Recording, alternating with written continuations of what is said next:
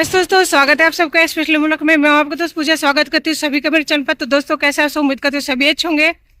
और मेरी हालत जिनको भी पता है उनको तो पता ही है कि मेरी हालत कैसी है। दोस्तों आई थी यहाँ पे खाना लेने के लिए, लेकिन है ना खाने का यहाँ पे एक भी जो थरी वगैरह लग रहा था ना, पूरी तरह से यहाँ पे खाली हो चुका है। दुकानें वगैरह हटा दी है गवर्नमेंट की तरफ से। अब समझ में नहीं आ रहा है कि है ना खाना कहाँ से लेके आऊँ। यहीं पे था खाने वगैरह की दुकान, देखिए पूरी तरह से ना क्लीन कर दिया है।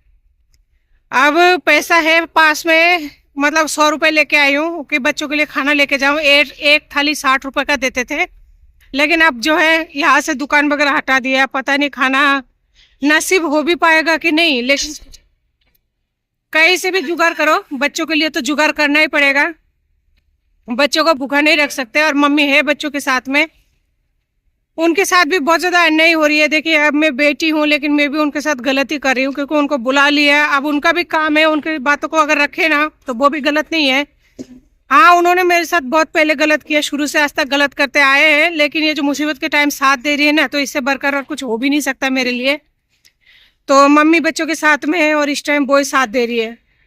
खाना लेने आई हूँ, अब 2 बज रही है दिन का, लेकिन मम्मी भी भूखी है, बच्चे भी भूखे हैं।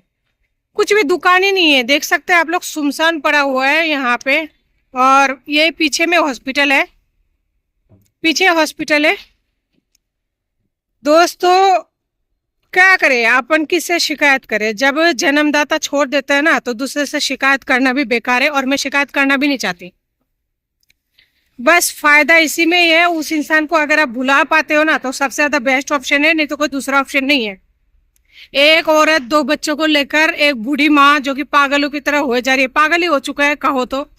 बस ये दिमाग संतुलन में है, बाकी कुछ बचा नहीं है पागल होने में। कभी खाने के लिए इतनी बुरी तरह से भटक रही हूँ, बच्चों की खाना लाने के लिए, क्योंकि यहाँ पे दुकान वगैरह हट चुका है। कभी दवाई के लिए, पैसे का तो क्या ही बोले। और बहुत जल्दी है ना मेरे मकान का भी नोटिस आने वाला है, यानी सरकार की तरफ से जो टाइम खत्म होता है ना, उसके बाद में नोटिस भेज देते हैं। अगर नोटिस आ जाएगा ना तो मुझे नहीं पता मेरे सर पर कौन सी पहाड़ टूटने वाली है, क्योंकि उसका टाइम बहुत जल्दी खत्म होने वाला है।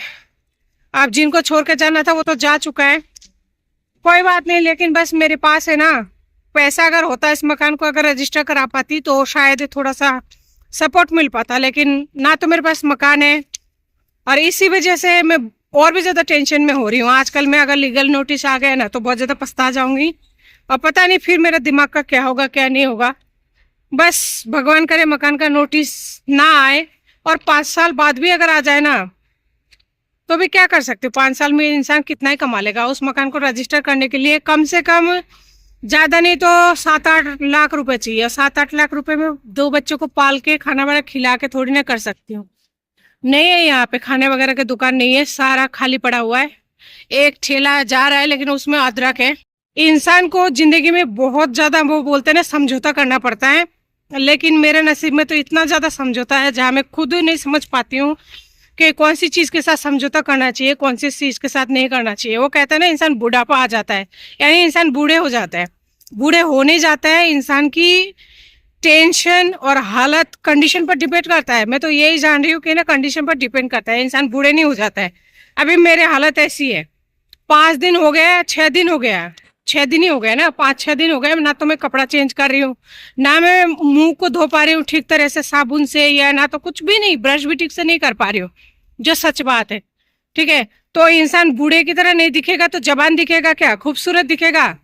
खूबसूरत कैसे दिख सकता है कोई इंसान, ना तो नहाए ठीक से, ना तो खाना खाए टाइम से, 24 घंटे में एक बार खाना वो भी नसीब ना हो। एक ही कपड़ा पहन के इंसान 6-7 दिन तक रहे। अभी तो 6 दिन ही हुआ है, अभी और टाइम लगेगा बाबू को यहाँ ठीक होने में। कोई बात नहीं, मुझे तो कोई फर्क नहीं पड़ता, लेकिन वो दुनिया के नजरों में होता है ना कि देख ना नहाती है ना, मतलब शक्ल कैसी है, बूढ़ी है, बूढ़ी हो गई है। मेरे खुद के पति बोलते थे ना, यही तो बोला करता था वो, इसीलिए तो वो गया जबान के पास में कि मोटी है, भैंस है और देखने में बदसूरत है। तो मोटी भैंस बदसूरत नहीं होगी तो क्या होगी, इंसान ना तो खुद का केयर कर पाती है और ना ही दिमाग की शांति है, तो क्या होगा। तो इंसानों को बुरा लगता है, जो इंसान इस तरह के दिखते हैं ना वो बुरा लगता है। और वो भी बाहर वाले को तो छोड़िए, खुद को घर वालों को, खुद के घर वालों बोलते ही मेरे पति को मैं बुरी लगती थी। क्या करें, आज मेरी ऐसी हालत है, जो भी देखते हैं वो ये बोलते हैं यार 5-6 दिन हो गए एक ही कपड़े में।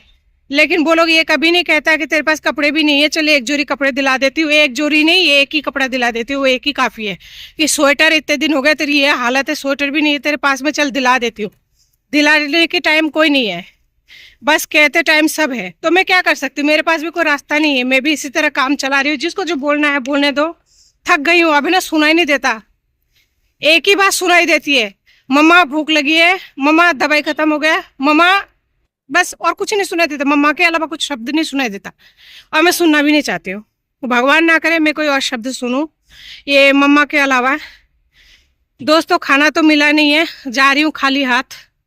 अब खाली हाथ जाने के बाद मैं क्या करूँ, देखती हूँ ऑनलाइन अगर जोमेटो वगैरह में से अगर हो जाता है तो। लेकिन ऑनलाइन खाना बच्चे नहीं खा पाते हैं, ज़्यादा नहीं।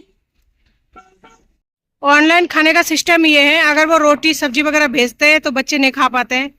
ढाबे वाला रोटी सब्जी फिर भी खा लेते थे, एक आधी रोटी खा लेते थे, लेकिन वो दुकान मुझे मिला नहीं है। पता नहीं क्या करूंगी। और किशोर शर्मा को एक बात कहना चाहूंगी, किशोर शर्मा जो तुम सूख के रोटी खा रहे हो ना, बहुत अच्छे कर्म किए हो, खा लो।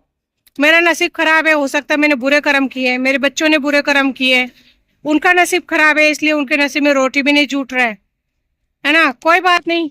और मेरा फोन अगर करूं तो भी मत उठाना, क्योंकि मेरी तो आदत है तुम्हें परेशान करना, फोन करना, ठीक है। नहीं उठाना चाहिए, बच्चा मेरा है, जन्म मैंने दिया, और परेशानी मेरी है, तो तुम क्यों इसमें पिसोगे। एंजॉय करो जिंदगी अपना।